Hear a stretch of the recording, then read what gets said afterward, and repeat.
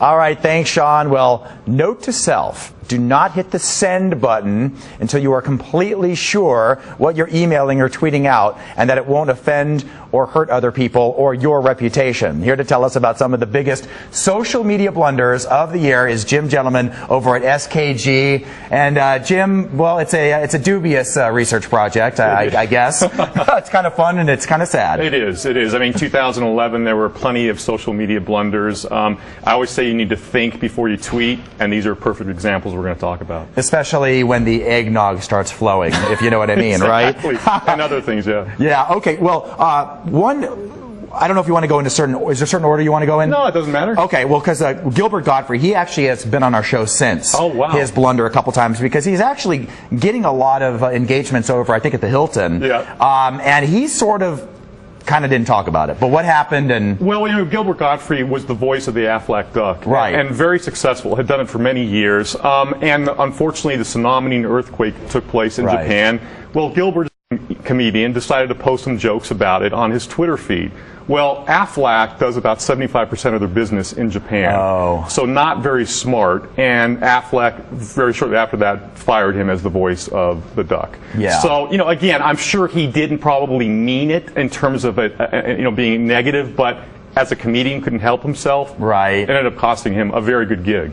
No, absolutely. And yeah, he...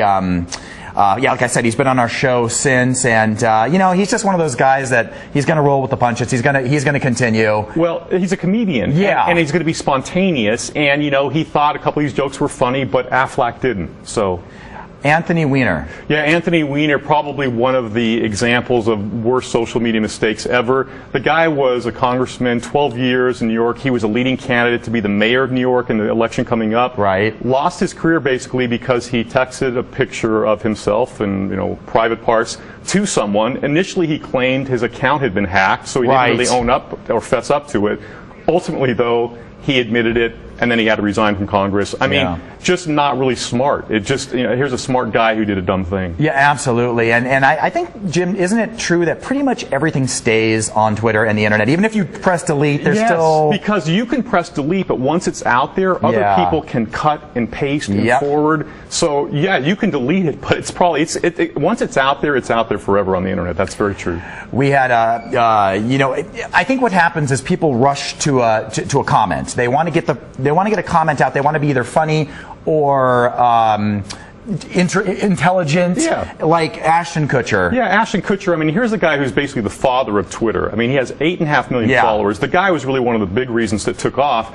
So he puts a comment out there about the Penn State child abuse scandal and basically comes out in support of Joe Paterno and says, I think it was in poor taste that they fired Joe Paterno. Right. Well, that wasn't a really smart thing to say. I mean, immediately he had thousands of people saying, what's up with you, Ashton? You're wrong, blah, blah, blah. And ultimately, he ended up handing over his Twitter account to his PR agency. He said, I can't do this anymore. Too many problems. And he, just like you said, he probably wanted to put a comment out there. He claimed that he didn't know enough of the facts about the case. Right.